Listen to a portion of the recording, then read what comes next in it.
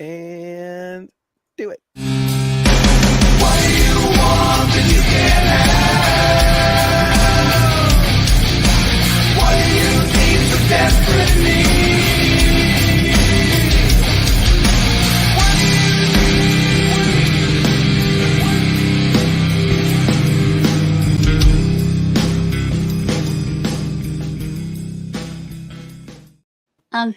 And welcome.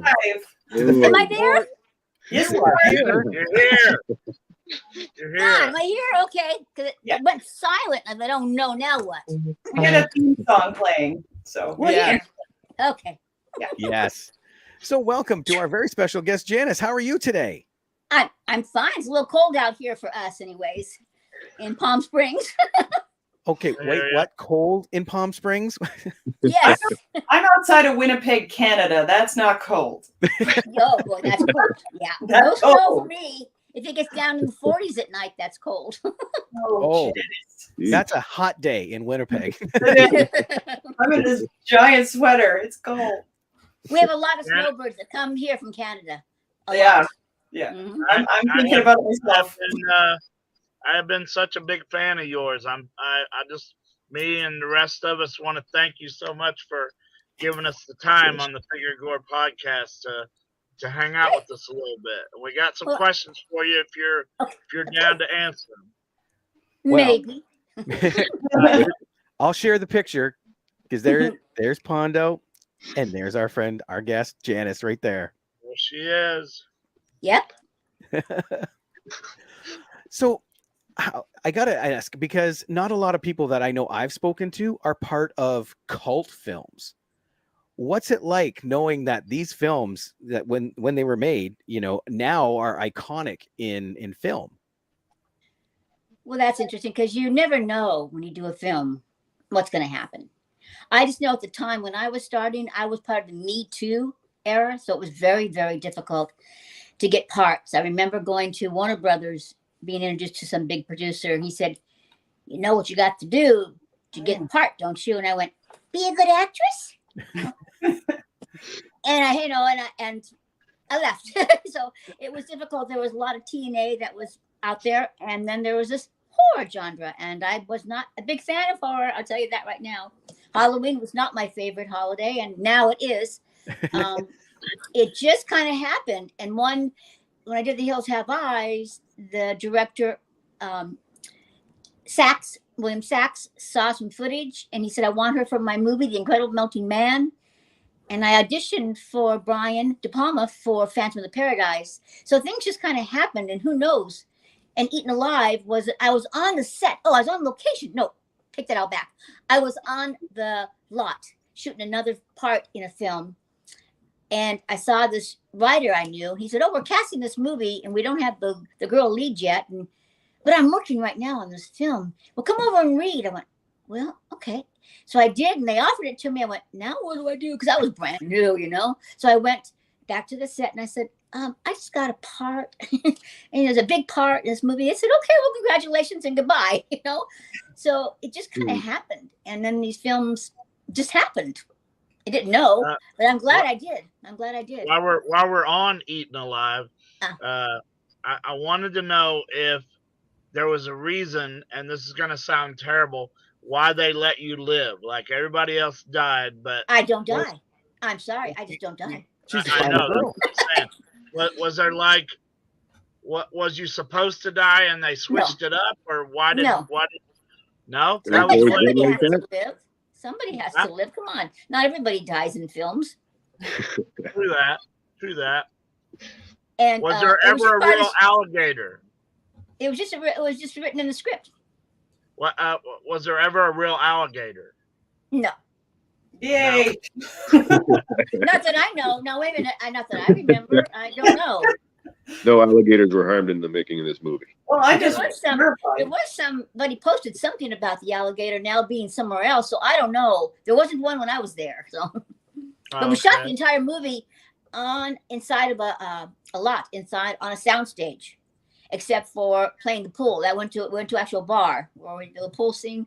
Otherwise, it was all done on soundstage with the fog and everything. Yeah.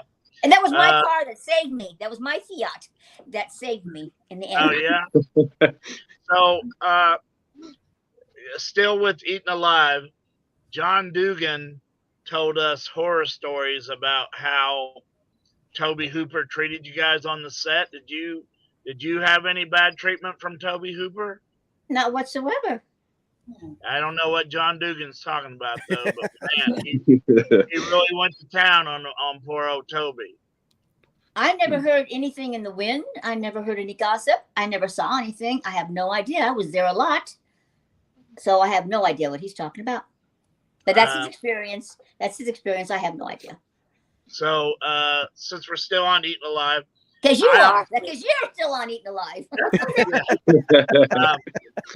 I did a movie with Robert Englund as well, and what a class act! Like, did you and Robert Englund, did you guys get along from the beginning, or? Of course. Of course. Yeah.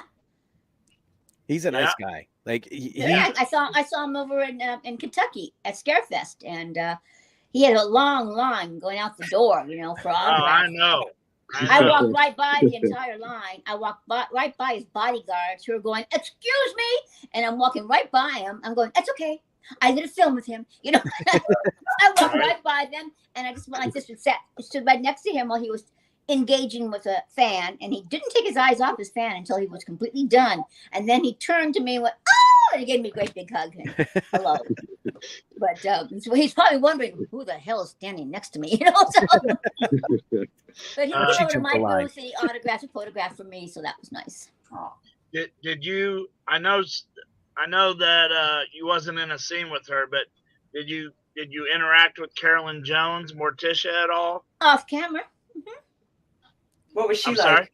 And they're all wonderful. I mean, come on, Stu Whitman, Carolyn Jones, Nella Brand, all professionals. And it was quite an amazing cast for that film. Yeah. Yes. I still don't understand that girl wearing that fake blonde wig, though. I just don't get that part. But that curly wig she had on, I don't understand that. But other than that, yeah. Stuart Whitman was also a part of Eaten Alive, and he did a lot of. Oh, did you? Yeah, he did a lot of old westerns, and there was a scene with Robert Englund, you, and Stuart Whitman. That has to be a pretty big highlight, I would think. In the bar, yeah. Right? Yeah. Mm-hmm. Not Anybody to else mention. got Eaten Alive questions? Oh no, I got other questions because you were a part of two shows I grew up watching all the time. Was Barnaby Jones and Beretta. Yes. Wow, I didn't know that. Yes. I was the bird lady, Beretta. I had the bird shop pet store, and I was taking care of his sick bird. And he came in. Did you see that? Did you ever see that episode? He came in with Rooster, and he says, "Keep her busy." So Rooster comes over to me, and I have some lines with. He said something about a bird, and I said, "Well, with all those feathers, I'm surprised you're not able to fly," or something like that. And a little sarcasm going between him and I, and while Robert Blake is feeding his bird alcohol in the cage, But the tagline is really sweet when he brings a puppy. I bring a puppy for him to give to his homeless friend who lost his dog. And you know what? I was listening to one of these TV shows, and it was doing biography. And it was on Blake, and I was just listening to it, and all of a sudden I hear my voice. They used my episode on that show to show Beretta, and I was really impressed with that. Oh, that's awesome. Oh yeah. Yeah. That was cool. Yeah. Because they had many shows they shot. But part of getting the part was, can you work with Robert Blake? Because he was known to terrorize the female actresses. He would make them stay 8 hours if they were done in 10 minutes. He had many of them in tears. So part of the interview was, can you handle Blake? And the casting director said, "Oh, she can, no problem. No, she can do it." And so I got the part, and they said, "Don't memorize your lines." What would he do for these 8 hours? Don't. Hey, they made him sit there in their trailers, do nothing. But they said to me, "Now get back to my story, okay?" So we're doing the scene and walkthrough, and I'm told not to memorize my lines because he changes them at the very last minute. So don't get married to him.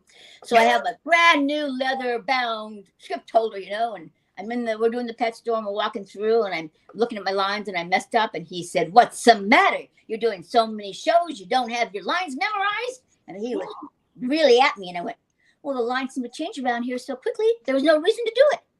And he went, "Oh." And he turned around and never bothered me again. So That's because she Point stood my Robert Blake story. yeah, she stood up to him. I love that. This kitty has claws. Yeah. Yep. So that's not totally for me. So that was good. And Barnaby Jones was a sweetheart. He sent me a letter thanking me. Without good acting, there's no good film. And I have it. I'm going to post it soon on my fan page so you can read it. Oh, That is wow. excellent. I do have a fan page, by the way, on Facebook. Janu Blythe, Scream Queen. Nice. Mhm. I've got to ask then, because you mentioned you jumped into acting, but you weren't a fan of horror. What happened that changed that? I got a part. Being subjected to it so much. I over the years. figured that might be the I answer. told you earlier. I got a part, and one part led to another part, and it just kind of happened. It was either TNA, like I said, taking off your top, and that had no. If I don't pull off the part, if I can't act, the film fails. So that's a real challenge to me. TNA, you take off your top, and who cares? You just take off your top. Hondo Yeah. cares. Looking through a peephole at you, and there was no real acting there, so it was really disheartening. But acting in horror films, in my opinion, you have to act, otherwise the film just doesn't boom down. So Exactly. Yeah. Even some Yeah. of the best. Our buddy Joe goes to a lot of those TNA auditions as well, and hasn't been hired yet. We don't know what's up. Sadly, they turn me down every time. I don't know why. Maybe it's the see beat. my T-shirt. I got. We love That it. is a cool Yeah, I have shirt. these T-shirts. Fun Not made. just Hang on a As a second. matter of fact, I'm not prepared for this at all, but I've got a special on my webpage. You get a T-shirt and you get 2 autographed Ooh, pictures from me, and Nice. you get 3 stickers. I put mine in my water bottle, nice. and I'm including a raffle ticket because I'm going to do a raffle for this patch and send it to the winner. And so you get all that for $34.98, which normally is $85 bought Nice. separately. So it's my way of giving back to the fans. They can save $50 if they want it. I'm going to post your page here in just one second, but we do have a question. Yes. Lewis says, "I have a question, Janice. The Hills Have Eyes was very intense in most scenes. Is it as intense while filming as it is watching the finished product?" It was very intense. We were in very harsh conditions, shooting out there in the desert in the freezing cold. I didn't feel anything. Dee said, how could you not feel anything? You were half naked. But I was so into the part, I guess. I don't remember it being cold. But there was cactus. There's called jumping cactus. It'll jump. You get near it and it jumps at you and sticks you. And we had a lot of accidents. People got hurt. So and the snake got loose. And I was in the ravine and I looked around. There was nobody left. And I went, where is everybody? There wasn't a single person there but me. Well, the snake got loose and all the guys took off. So there was no one there but me. So yeah, it was different. We had a nice hotel. It was shot in Victorville, The Hills Have Eyes original. And then out in Joshua Tree for 2. Hills 2. What was the snake venomous? Are you kidding me? It's a Mojave Green. It was the most dangerous, no. deadly snake in Northern America, which I did not know, and I wasn't going to even touch it. And I found out from Michael Berryman later, he knew what it was, but he's an actor on the film. What's he going to say? And it wasn't a real handler that had the snake. Oh, Wes God. Craven and Peter Locke went to a local bar and said, anybody here have any snakes? And this guy says, I do. And this guy is how we got our snake. So it was Mojave Green. You look it up, and it'll kill you in seconds. And they milked it. They said they sewed his mouth shut. They said so his tongue could come out. And they had a female AD, and they said that we'll put your bracelet on her wrist and let her do an insert shot of picking up snakes. So don't you worry about it. Because I said I don't touch worms. Okay, I'm not touching the snake. And I was so into character. Peter Locke said, Janice, will you pick up the snake? And I said, Peter, you pick him up. and I'll pick it up. So Snake was just going around like lazily, just like this, take a nice little stroll out in the desert. And Peter comes up, he touches it and goes, I did it. I said, okay, I'll pick it up. So they put it up on an apple box, put some dirt on it, apple box, put the snake on there, hit the snake with a stick a lot of times to make him mad. So he's rattling like crazy. He's really pissed off. They want me to come eye level, come up low on the ground, come up behind it, grab it by the back of the neck with my thumb on the back and grab it on the neck. And I've never done this in my life. And I'm just about to get the nerve up. I mean, just about to do it when the guy goes, stop! She shouldn't do it. That's for professionals. Oh my God, are you kidding me? So they found a stick. You saw in the movie, a stick had a little fork on the end of it, off a tree. And I forked the snake, and I did pick him up. And it was live, and it was real, and I did not know it was a Mojave green. And I took it and put it right on my brother's neck. I mean, it could have killed him. It could have killed him. So, oh man, the old man's right, and it was a real snake. It was live snake. It was deadly snake. Wow, Mojave green. Look it up. Mm-hmm. See, I would have been out at garter snake. Okay, so Mojave green. Yeah, no, I would have been out at worm. Yeah. Yeah, worm. I swear to God, I never touched a worm. Ew, Ooh, yeah, ooh is right. But I was so into character by that point. I would have probably done anything they asked. Well, question for Hills Have Eyes then. What's it like having an iconic film that gets remade? Like, how do you look at the remakes? Well, at first I was insulted when I heard they did a remake, and I said, calm down, Jan. It's all big films.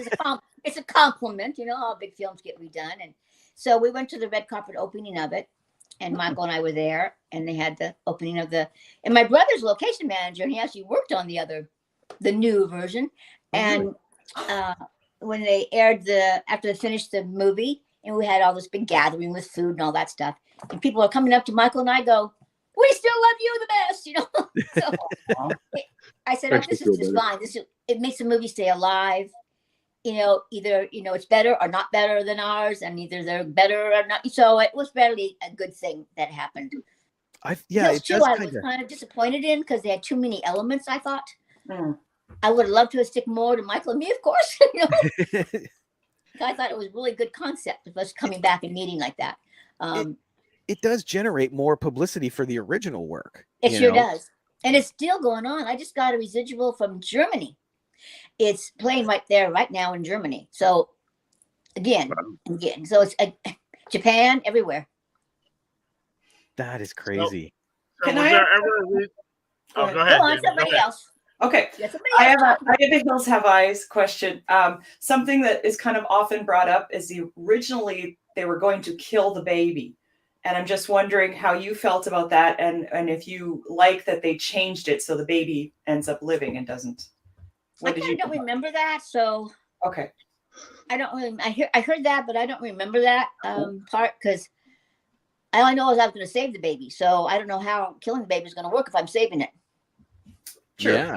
Yeah. They wanted to save. They wanted to kill it, but I said no, you're not going to, and I Well, ran the away with it. original, So that was in the script. So I don't know anything other than that. Okay. Did they really kill the kid? I mean, Yeah. they were Pretend. twins. They were twins. They were twin babies. Oh, okay. That makes sense. Yeah. What couple more questions about the first one. So everybody had a planet name except Ruby. Was there a reason for that? Don't ask me. You have to ask Wes Craven, and you can't ask him. So I don't know. Well, I just did my part. All I know is when I crashed the interview. I didn't have an appointment. I heard about it there's a coffee shop on Sunset Boulevard called Schwab's. Actually, it was Hollywood Boulevard. I'm sorry. Famous Schwab's drugstore. Actors would go there and have coffee, just waste their day and read the Hollywood Reporter. And I would go by there once in a while just to do the same thing, And I saw a friend of mine, Michael Pataki, and he was having his coffee and his Hollywood Reporter. And, oh, by the way, they're casting a movie down the street. Go down there on so-and-so street and knock on the door and tell them I sent you. And I said, okay, now don't forget this is the Me Too era. So I go in this house, I knock on the door with this pretty heavy-set guy answers with like 15 chihuahuas around him barking. And he says, oh, no, they're down there on Sunset Plaza. and he sent me down Sunset Plaza, and I went down and I parked my car, and they had an office that they were casting out behind off Sunset, and they gave me the script to take home and to read for Lynn, the part that Dee Wallace did. And when I came back the next day, I said, I really like that part, but I really feel an affinity for Ruby. Ruby had no lines, basically. But I really, it was a really challenging role because she's awful. The movie's going to fail, but I didn't say that to them. But I said, I really would like to audition for that. Well, we really had you in mind for, I said, well, I really would like you to consider Ruby for me. So stick around. So I did. And then he came down to 4 girls that he liked, and we were all there.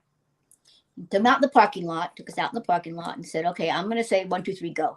And you're all going to start here, and you're going to run to that telephone pole, touch it, and then run back. Because, it's a very physical part. So they want to see what you look like running, right?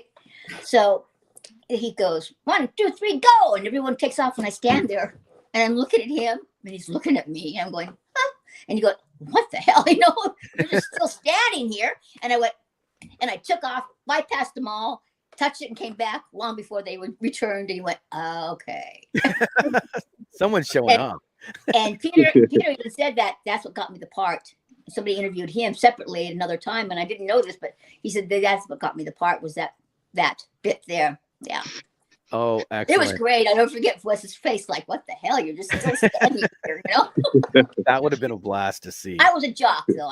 So I ran, I danced, I did aerobics. I lived and breathed and eat physical activity. So I was ready for that. Nice. Lewis said, I prefer the original. He was the one that asked about it. It said it was more gritty and natural. He goes, he feels they tried to be too gory in the remake. Well, the remake, yeah, that's basically how I felt. And I thought, I was told it was based loosely on a true story. Then the remake started out identical. That in the beginning, right? With the grandpa and the gas station and everything and the motorhome, it was identical. I went, wow. And then it went off the chart Took for a me hard after left. that. Some people really like that, but I don't know. That's what Wes and his son, he told me they locked himself in a hotel room and didn't come out until they finished the script. Wow. So that's the deadline. I like that. Mark, he said, hey, Rob, is she coming to CK Expo? Please. I may have to talk to you about that. You have to talk to your promoters, and they're the ones who invite me. So if people write in, he's the promoter. That's me. I know. So if people ask the promoter if they want me. You have her contact info now. Oh, absolutely. We will definitely chat. Absolutely. Okay. Have you been up to Canada for shows? No. Other Canadians have asked me the same thing. We want you out here. And I said, well, you got to ask for me. Yeah. Like when we went to Kentucky. Wes Craven. What? Let me finish. When we went to Kentucky and people were asking me, you don't do a lot of these shows. I said, well, you guys have to. They always book the main stars in them, but they tell me, but it's the co-stars that make the films, and we want to see you with these. And I said, people don't realize the power they have as fans. Yeah. If they request it, they will get it. It's like, you want what's that line Kevin Costner did? If you build it, they will come. That's exactly it. So if you ask for it, I will come there, so that's the same thing. Any Wes Craven stories?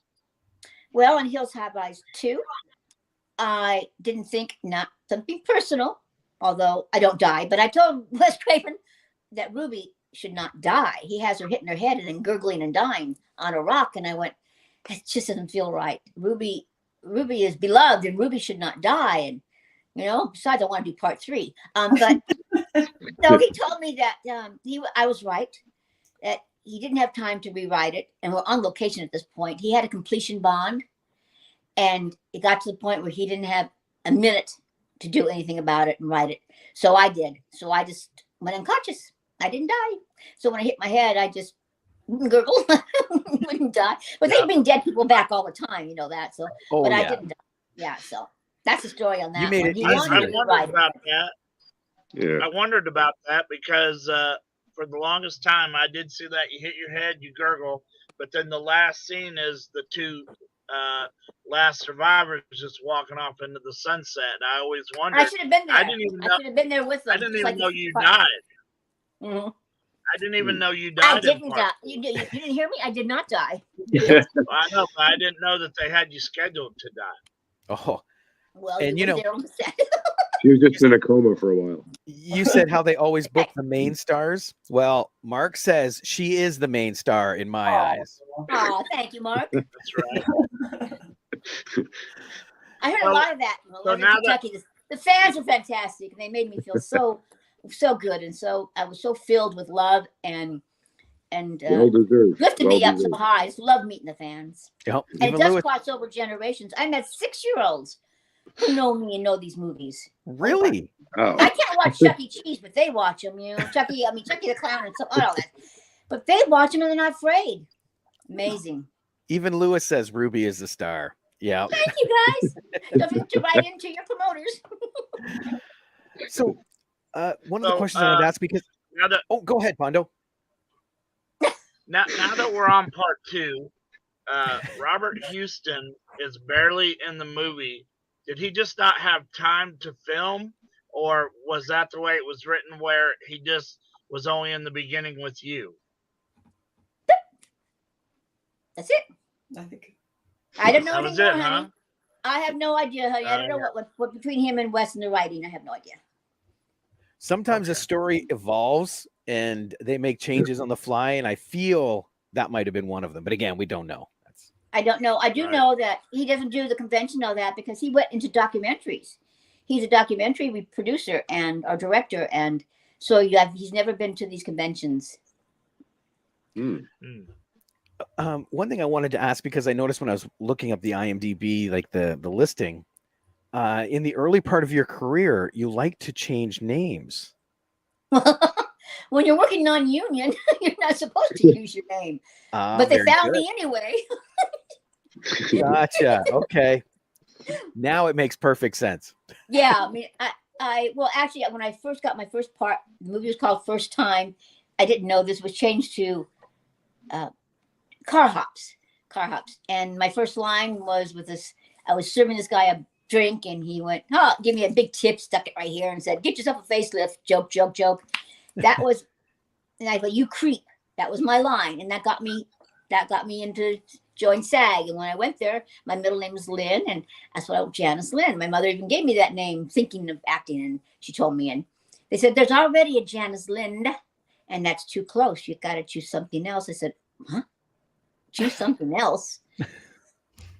So I had to do it right then and there. I think I put an E, Janice E. Lynn, because I had to join right then, and I didn't like that because that meant nothing. I just threw an E in there for no reason, and then I played around with what name I would like, and so talking about how I got to Blythe was my mother wanted to spell my name with a U.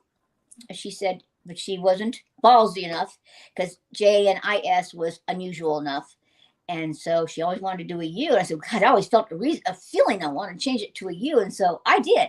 So the U, that's how that came. And then Blythe, I don't know, remember how it came to me, but Blythe spirit, no one could put any energy on it. It was like a free spirit. You know, putting the energy. You got Janice, you got Blythe, you got the god of who watches the sun coming up to watches the sun going down and learn from the whole day. The whole meaning of it felt good to me. Janice Blythe. And a couple of the non-union films, I don't remember. I think Tiffany Jones was one name I Yep. used. They won't Tiffany- they won't find me, but they did. There was is I believe, wasn't it? Tiffany Jones and Janice Jordan was two that I saw. Yeah. What was Janice Jordan in? CB Hustlers. Oh yeah, see, both non-union films. Yep. That makes perfect sense. But I was looking at IMDb myself when I saw they found me and they posted those. I went, how did they know that was me? I guess they did. There are ways. And I didn't get IMDb. penalized or anything, but you're not supposed to do non-union when you're union. No, I know. I have a few friends that do the exact same thing. And now I should have seen it, but I didn't until you mentioned it. So, Okay, that's all right. It explains it to a lot of people because people don't ask that question. well, it did strike me as a little funny. I thought that's weird. Maybe it was just an early career choice or something, but no, now it is an early career choice because you want to work. Right. I wanted to work and you had to give them a name. Yep. And Was it- somehow I got Janice Blythe without an E on it. One residual coming to me, and I don't remember how that happened, but Oh, if wait. that was a typo, or if I did that and then changed it, I don't know. But I was having a struggle finding the name I wanted.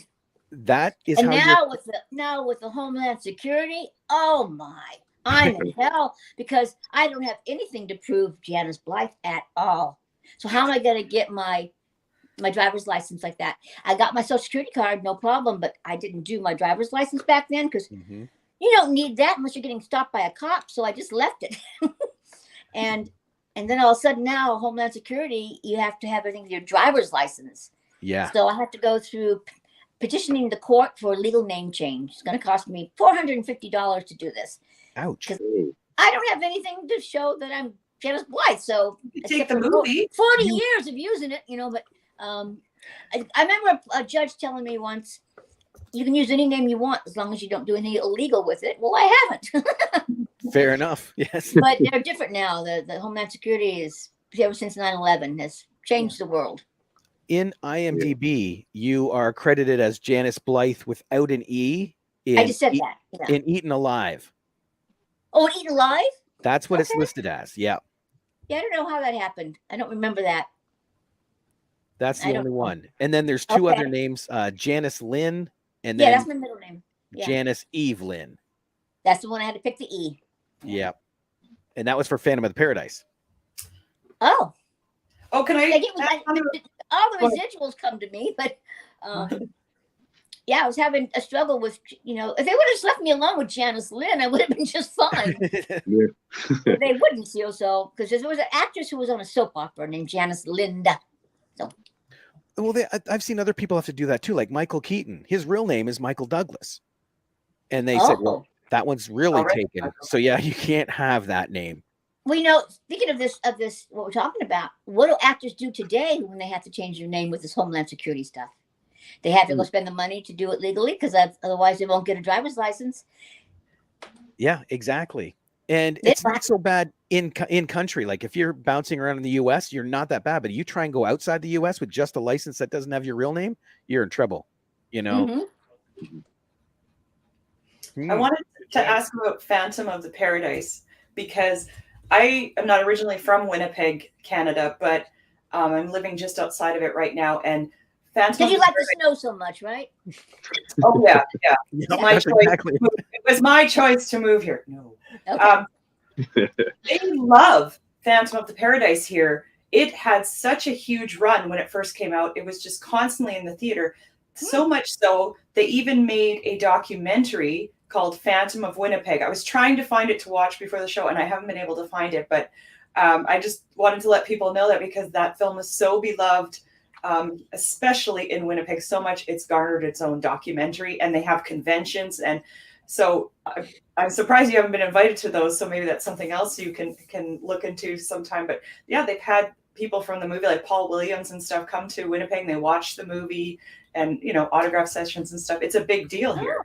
Yeah. Well, tell them to request me and I'll be there. Yeah. Brian De Palma, he interviewed every single person. Sometimes when a director has a film and it has like a one line, one word, small part, he won't bother getting involved, but he interviewed all of us. Wow. He handpicked his cast. It was really important. And Paul Williams was a sweetheart. And we kind of bonded, and he gave me all his albums. Yeah, and it was quite an experience. And then I'm on the one sheet, I'm on the cover and everything. That's kind of cool. What kind of questions did Brian De Palma ask you? Oh, I don't know. Sorry.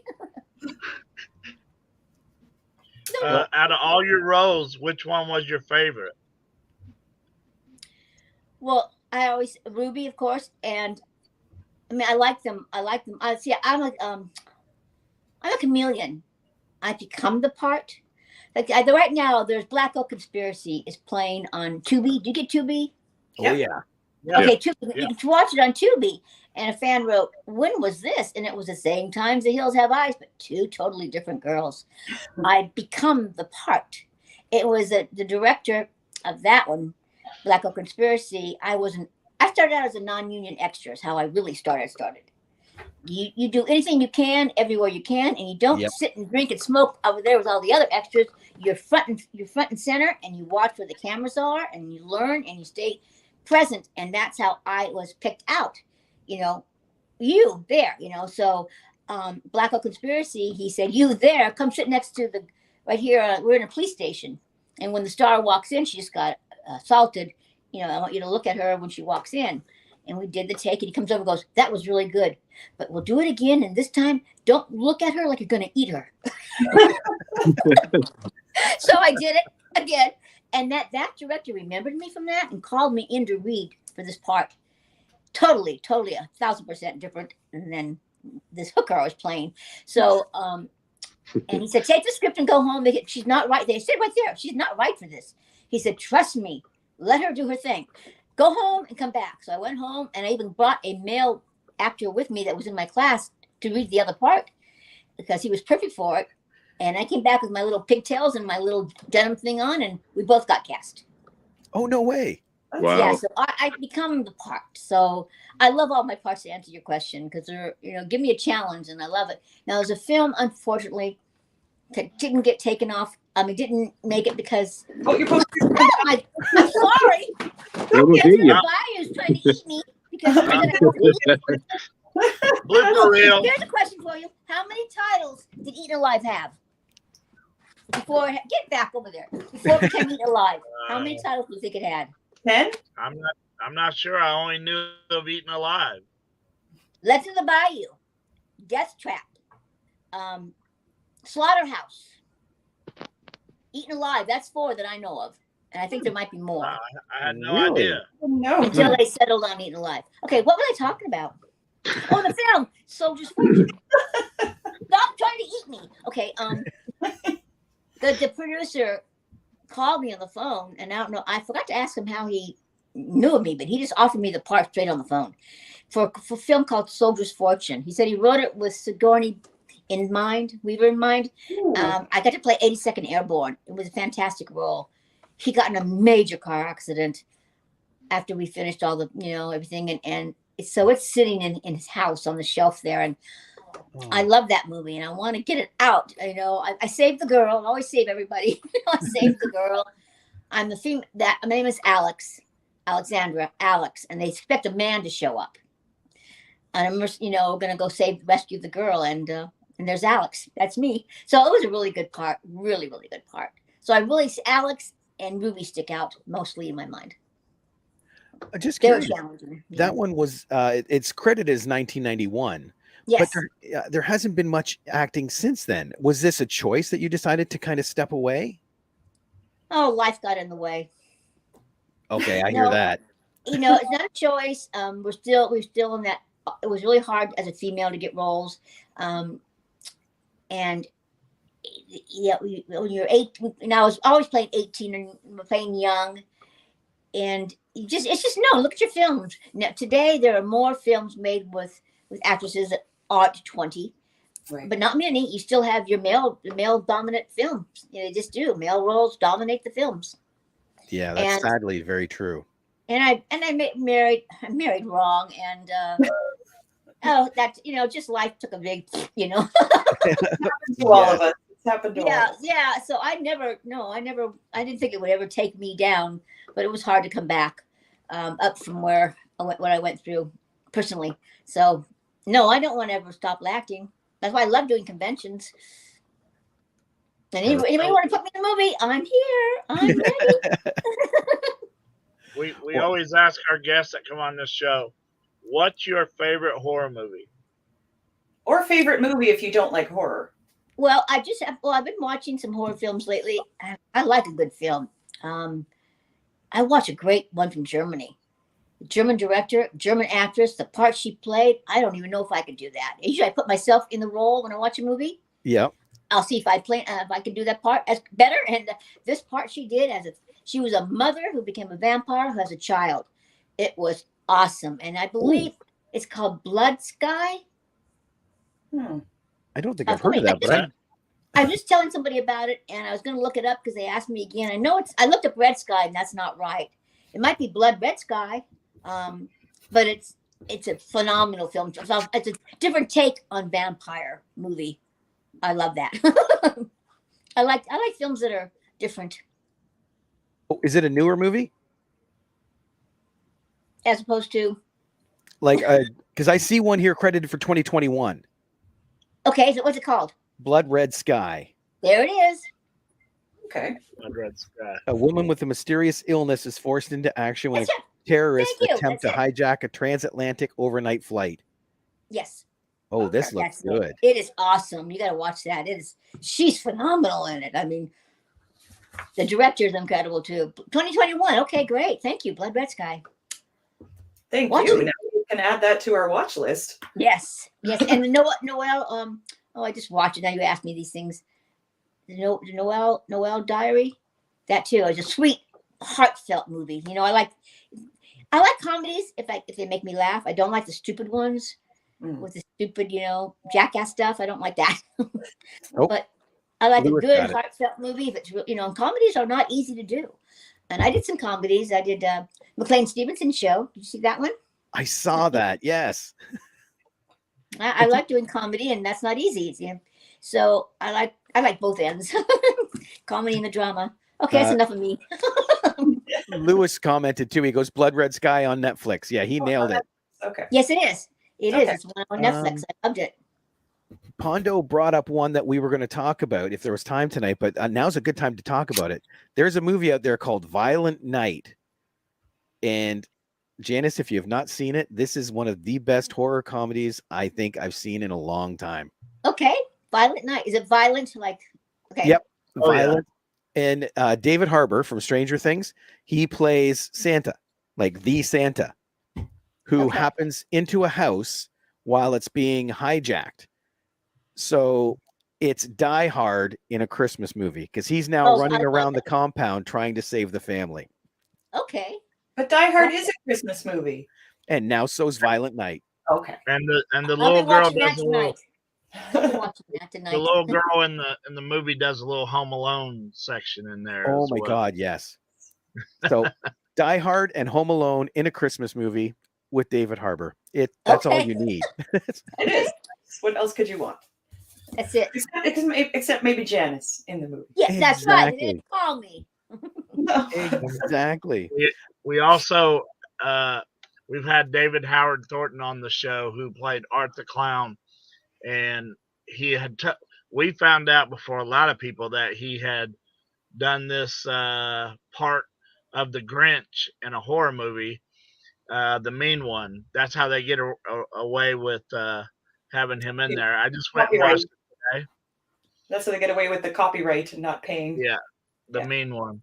And they almost say the Grinch a couple of times, but then it backs away from that. So Okay. Lewis said, "Is there sharks with candy cane lasers on it?" In Violent Night, no, but he does an amazing kill with a candy cane, and that's all I'm gonna say. So you got and they don't hold back on the gore on that. Out of my movies, 2 of my movies, I found out much later, are based on true stories. Oh, Do you know Really? which 2 they are? The Hills Have Eyes. Yes, 1. Okay. What's 2? Surely not eaten alive, is it? Absolutely Eaten Alive. Really? Yes, there was a remote motel owner in the remote somewhere. Got to look it up again. Feeding his guests to his alligators. Oh, Joe How about- Ball, also Based known on- as Bluebeard of the South Texas. See? You looked it up Wow. fast, didn't you? he's good with computers. Yeah, Very that's why good. we keep Robert around. I didn't know that those movies were based on true stories at all. It says- And No. Incredible Melting Man was a spoof, and he did not want me to know that because he wanted me to play it for real, which I did. But the astronaut melts through the movie and gets brushed up into a dustpan. So it's a spoof on a horror film. Yeah. And Elvira loved that film. She played it every Halloween when she had her show. That was I one of the miss her. first ones I watched growing up. Yeah, I love that Because- one too. It's so fun. I had the old little small black and white TV with the rabbit ears. Luckily, I lived up on a ridge, so I got signal from all over the place. But Wow. Channel 62 is the one that played all the cool horror movies. Huh. and The Incredible Melting Man was one of them. You had a black and white with rabbit ears? I did. What year was this? 1978, 1979. Oh, okay. I was pretty late to have that. Yeah. Oh, yeah. Like the area that I lived in, we were way behind the curve. Like, Okay. so, yeah. And we were talking about a real alligator eaten alive. It does say that they had a 16 to 17 foot mechanical one for the submerged shots, There we go. but that was the only thing that I could see. Yeah, we had the real fog. We had the dry ice making off the fog. Oh, that stuff is cool. I love how that feels because it's very cold, but it Yeah. looks like warm mist. I know, right? I think it was amazing they just built the whole set on inside the studio. Now, the one thing I did want to ask about, the one film, was Drive-In Massacre, because I did not even know this film existed until I read your IMDb, and I desperately want to watch it now. That's me hanging out the door, you know. Yeah. Yeah, I've seen it. Pondo has seen every horror movie. Pretty Yeah, I much. get killed. I get killed in the beginning, and somebody said, "Oh, you die right away." I said, "Well, somebody has to." See, this is And the cool. first I only person got to who watch dies, the first 10 minutes You now. remember that person, don't you? You remember that person who dies. It's true. Yeah, And and if we you- shot it at a drive-in for real. We were in a And if you drive-in. have to die in a movie, thank God it's the one that's on all the covers, and that's you for Drive-In That's Massacre. me. That's right. That's right. On this show, we also talk about, like, we talk about horror movies. We also talk about pro wrestling, and Pondo is a wrestler. So I wanted to know if you like pro wrestling at all, or I watch- just found out today, talking to Okay. Bob, that this was even a big connection. I've never known this. I was never brought to my attention that wrestlers they love horror and It's a lot of oh us. God, do. still trying to eat me. Stop. Oh, God. You better cage up that poster. I think so. Jeez. See, that's just Legend of the Bayou. See? Yeah. Yeah. And I have the original artwork. Get up there. I have the original artwork from Eaten Alive. I've got that with Neville with the scythe and the alligator. I have the artwork. I went to a memorabilia store off of Hollywood Boulevard, of course. Where else? And the shop owner would give me anything that had to do with me, and give me posters. And he gave me that. Yeah, so I have that. Lewis is asking, what is going on with that poster, Alf Out Loud? He's trying to eat me, Show. Lewis. The legend lives on through the poster. It does. Oh, man. Yeah, I don't know what you're talking about. That's okay. There are a lot of people who are wrestling fans and also like Oh yeah, horror. wrestling. Yeah. I had no idea. So that's all new to me. I can't even answer. I have no idea. I think That's it's a whole new thing. I think it's the adrenaline rush, because when you watch wrestling, you get that adrenaline rush, and it's the same with horror movies, because you're Yeah. constantly on the edge of your seat when you're watching a good horror movie. And somebody said people like to feel scared. They know they're in the safety of inside of a movie house. Well, not always, but I mean, not always safe. But and that's adrenaline. It's your endorphins. Yep. Those endorphins are great high. You know, Yeah. You can't double that with any drug. Those endorphins, natural endorphins, are incredible. So, Black Oak Conspiracy. I'm now looking at this Yeah. one too, because I didn't know about this one, but you said it's on Tubi. It's on Tubi. I was just sent the link on my page, so I think I have to watch this now. Tubi has so much stuff. It's hard to find it all. So just use the search because there's so yeah, much. yeah. Tubi plays most of my movies on Tubi. Yeah. Really? I'm always there. Yeah. Now I'm I always wondering. use search though. Use a search bar. It's much easier. I'm wondering if there might be country restrictions, because being in Canada, sometimes we can't get the same thing that shows up on American Netflix. It's a mild movie. It's not a horror movie or a violent movie. Really. Sometimes the rights issues. Yeah, it's all rights, like what Rights. country they have rights to Oh. show in. Okay. Oh, I Black don't Oak know. Conspiracy is here. Beautiful. Oh. Gary's got it. There you Yeah, because I have the Canadian version as well. So I wasn't even going to ask because I didn't know how much time we was going to have, but I'm a huge Texas Chainsaw Massacre fan. Did you and Marilyn Burns have any interaction with each other? Did you guys get go. along? No, we didn't work. We didn't work the same days. I really never No. met him. That's too bad. What about Yeah. Dee Wallace? How did you get along with Dee Wallace? Oh, Dee's great. I just saw her in Kentucky, and Yep. she was a dancer, and I was a dancer, and I've known her for a long, long, long, long time. Yeah. When I got to meet her, I was with my girlfriend, and I discovered her love really quick. She loves the TV show Supernatural that she did. Yes. Because I'm sitting there talking to her about Cujo and Halloween with Rob Zombie, and my girlfriend pops around and she goes, "Wait a minute, you were on Supernatural." From that point, I didn't exist anymore, and it was just her and my girlfriend chatting about Supernatural. I love that show too. And you know, they mentioned The Hills Have Eyes in that movie. In Really? that show. His girlfriend would know. She's obsessed with that show. She I knows had everything. it down and I told Michael about it because there's a line. I love these guys. There's a line that they use, you know, something about The Hills Have Eyes. They refer to it, and I can't remember what it is now, but you can look it up on your computer. I'm gonna do that. Yeah, it was. Did you ever- I learned this stuff from my fans, you know. Yes. Did you ever see the movie The Evil Dead? I'm not sure. It has Bruce Campbell in it, and everybody that he goes camping with gets like possessed, and they're all killing each other. But there's a scene where he goes down into the basement, and there's the same poster that Robert has behind him, and the same one that just fell off to the right there is down in that basement. And Sam What do you mean, Raimi, Legend? I mean, my poster? No, they don't have eyes. yeah, the same one that fell, not this one, the other one, the Hills Have Eyes poster. But Oh. for somebody to put that poster in a horror movie that also became a cult classic, that has to be a really good feeling to you. That Well, I'll tell you what's a good feeling is that when you watch a lot of these horror films, at the end of them, they will give thanks to Wes Craven and The Hills Have Eyes for inspiration or whatever they say. They use them, base their movie off of it a lot. They get thanks all the time. Yeah. I remember watching a movie and going, wait a minute, that's my movie, but it's just updated, you know. Last turn. Wrong turn? Yes. Wrong turn. And I'm going, that's my movie. It's just a current version. And at the very end, it thanked The Hills Have Eyes, Wes Craven. Mm-hmm. Yeah. I didn't know it said in the credits. That's cool. Mark has a question. You learned tonight. Mark's got a question, but I think it was answered. Wondering if she was a fan of horror movies growing up or after she started acting. And you kind of After I said. started acting, and I love Halloween now. It's my favorite time of the year.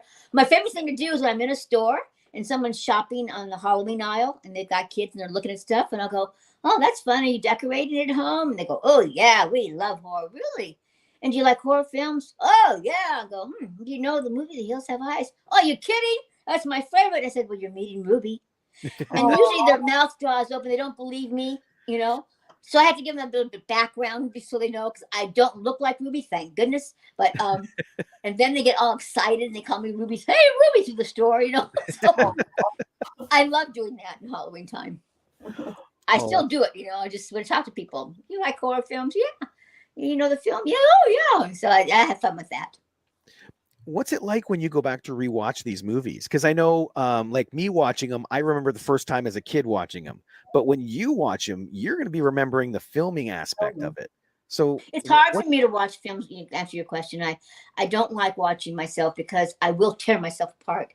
Oh, you should have done this. Oh, you should have done that. Look at the way you look. I mean, I just, you know, it's really hard to watch until much later. Like I watched Eaten Alive, and I was watching with a potential boyfriend at the time, and my little nude seed came up, and he went, whoa, and I went, yeah, right, you know. I did look good, you know, so it took me a long time to watch it, you know, so I don't like watching it because I just yeah, it has to be much later. Gotcha. I promise I didn't watch that scene. You can watch it, you can rewind it, and you can rewind it. It's okay with me. Oh, good, because he has. Okay, funny thing. Okay, when the came to shooting my scene, that's when Toby Hooper quit. He and the producer, you do know this, right? They are at odds. And what the word was that the producer wanted to put more sex stuff in there, and Toby wanted to keep it more generic to the horror, and they were at conflict. Oh. So Toby walked off the film. My day, my shooting, my scene, and the producer walks in and goes, Toby's not here, and I'm going to be directing your scene. I went, huh? This guy has never done anything ever. And so I was so afraid how it's going to come out. One thing that he did do is that he took that camera and he shot my boob, and on the screen you see a 36-foot tit. And that's oh God, so my God, that's what he did. Yeah, so that's where that came from. Marty Weston. Yeah. How could you even live up to that? That's a big tit, you know. I don't. Oh man. Yeah, and he added more stuff, and he added the whorehouse. He added more this. He added what that stuff was. And I'm Buck. I'm here to fuck. That stuff got added in after Toby left. So you had mentioned before that Halloween's not your favorite season, but do you like this No, the franchise Halloween, like the movie series? I don't like watching scary movies, you know, especially the ones that go, you're home alone and the phone is ringing. I mean, I can't do that because I am home alone.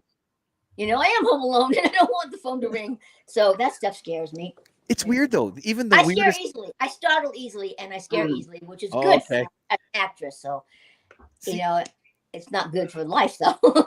The weirdest things though can sometimes trigger your fear. I know I was home alone one night and I watched this thing on TV. It was supposed to be a real found tape of a UFO invasion of a house, right?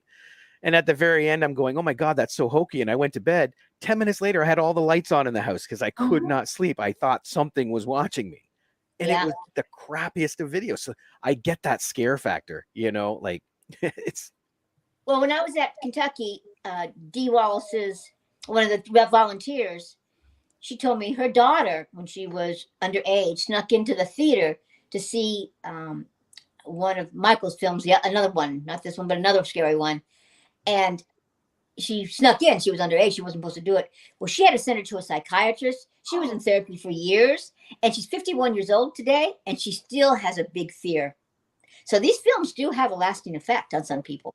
Oh, I don't doubt that. So, that's why they have an age limit. But, so, me and another wrestler named Sarah Logan, we was on location in England, and they had a film festival there. And you're a wrestler? Yeah, yes. Yeah. And he's a legend. No legend. But they was playing Hellraiser 2, Barbie Wild, and I can't remember what Chatter's name is, Simon something or something like that. We got really close with them, and they said, well, you're going to be our dates for tonight. And Sarah sat next to Chatter, and I sat right next to female from Hellraiser, and we're watching this movie, and both of them are jumping at some of the scary parts, and I'm like, wasn't you motherfuckers there? You know, like you're in the movie. But I guess the parakeet scene, The Hills Have Eyes one, when he bites off the head of the parakeet. Oh, that freaked me out. Yeah. I mean, I still think about that. Ew. And it's different filming as opposed to when you're in the film with the music and the lighting and it's all decked up. Yeah.